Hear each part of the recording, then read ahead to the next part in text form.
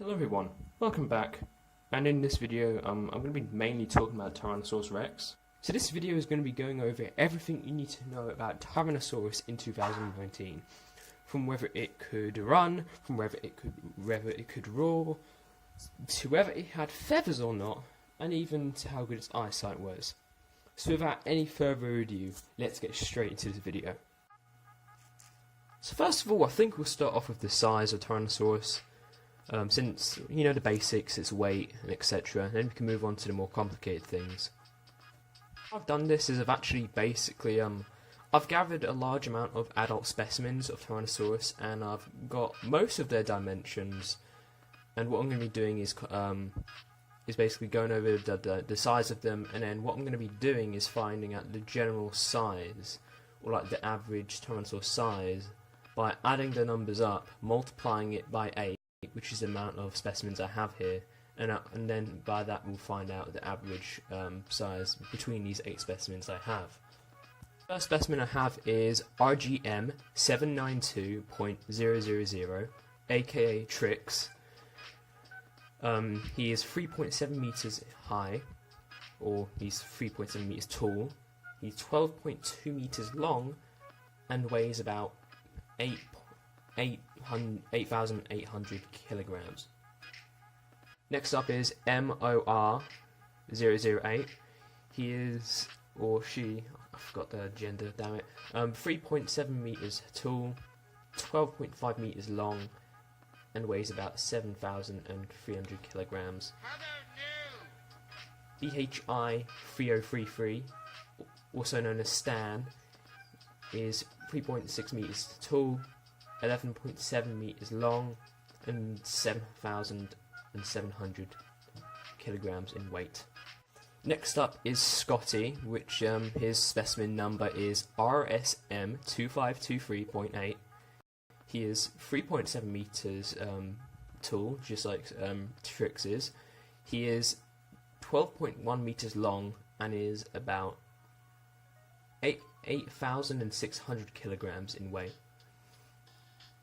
Samson, who hasn't got a serial number, is 3.5 meters tall, 11.9 meters long, and weighs about 7,900 kilograms. The next one is CM9380, who hasn't really got a nickname. However, he's 3.6 meters tall, 11.8 meters long, and weighs about 7,500 kilograms. AMNH5027 hasn't got a nickname. He's 3.6 meters tall, 11.9 meters long, and weighs 7,400 kilograms. Last but not least, Sue the T-Rex, her specimen number is FMNHPR2081. She's a whopping 4 meters tall, 12.3 meters long, and weighs 8,800 kilograms. She's an absolute beast. After combining the weight of all 8 specimens together and then dividing it by 8, the number was 8,000 kilograms, meaning the average weight of a Tyrannosaurus hovered around the general area of 8,000 kilograms or 8 tons.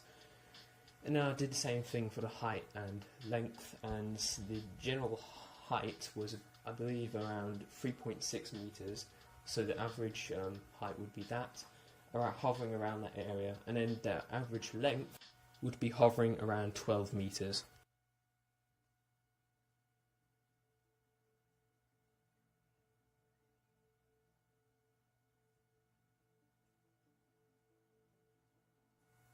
When it comes down to T-Rex, weight and mobility actually go hand in hand, surprisingly. The University of Manchester published an article suggesting that Tyrannosaurus could actually only run between 18 to 25 miles per hour. Because of high skeletal loads and weight, the legs of Tyrannosaurus would buckle underneath it. I quote, "New research from the University of Manchester says the sheer size and weight of T-Rex means it couldn't move at high speeds, as its leg bones would have buckled under its own weight." Professor Sellers says the results demonstrate any running gaits for T-Rex would probably lead to unacceptably high skeletal loads. Professor Sellers, by the way, is the actual guy who did this whole, who's worked on this test. But on the other hand, Tyrannosaurus was actually very agile. It could actually make tighter turns than even Allosaurus, which was known to be a rather lean and agile predator. That's pretty impressive. So, while Tyrannosaurus was definitely not very fast, it made up for it in mobility. So just before we move on to the face area of the Tyrannosaurus, I think we should first quickly brush over its arms, which are kind of underrated since they can actually pull up to 400 pounds of weight each. That's about like one tiger in each arm, and those are pretty heavy big cats.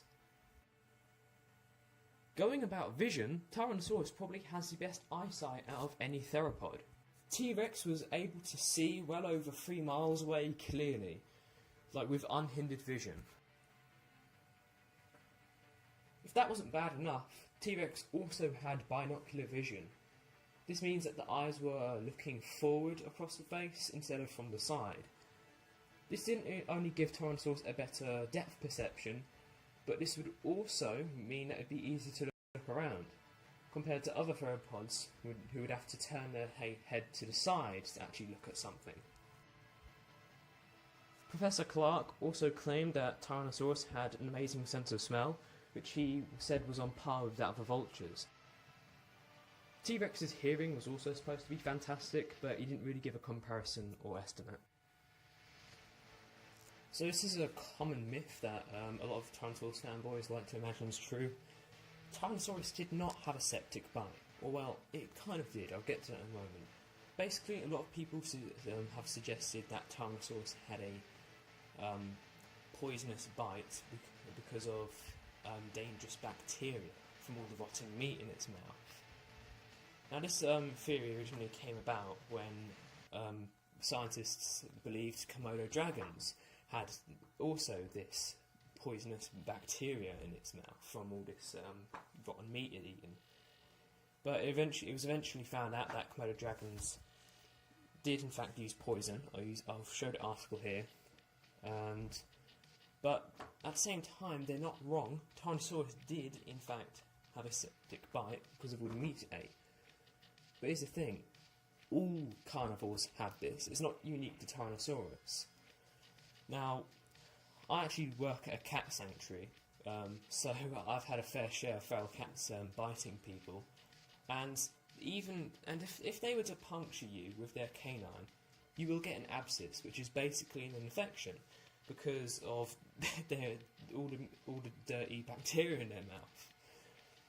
And like I said, it takes from me, since I work at a cat sanctuary, so I actually have a lot of experience with this. And yeah, this is literally not a thing that just Tyrannosaurus has. Every carnivorous animal has this effect. And considering that there's no like edges for meat to get stuck, I hope you can imagine my air quotations there. Like a cat's canine is perfectly conical and there's no ridges for meat to get stuck on it. It is literally just how modern animals work. It's been theorised that Tyrannosaurus didn't actually roar, but rather made low rumbling sounds, which would actually rather be felt than heard. T-Rex lacked a syrinx, meaning that it wouldn't be able to make loud sounds. But even if it could, it really wouldn't want to because it would probably rupture its eardrums, because it was found out by scanning the brain case of a Tyrannosaurus fossil that the imprints of hearing organs were left behind, and they found out via these that Tyrannosaurus actually had very sensitive hearing. So even if something that loud did roar in its face or make itself roared, it would probably literally ear rape itself. But anyway, due to this sensitive hearing, it's most likely that Tyrannosaurus really wouldn't need to make really loud sounds like that, but rather make low rumbling sounds so that it could communicate with other Tyrannosaurus without really any other prey or predators detecting it. So, in short, your answer is Tyrannosaurus could not roar. Alright, last but not least, whether Tyrannosaurus was feathered or not is still kind of debated. It's not really been confirmed yet whether it was or not, but as of now we can assume that it was lightly feathered with a small blanket going across its back and neck. It was originally thought that it was like completely feathered. That was until we found an actual skin imprint which showed perfect scales.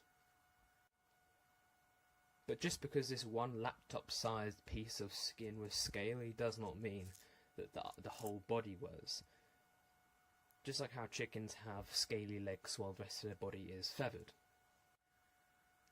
Like I said, it hasn't really been decided whether it was completely feathered or not, but the best guess we have as of now is that it had a light blanket of feathers running along its back.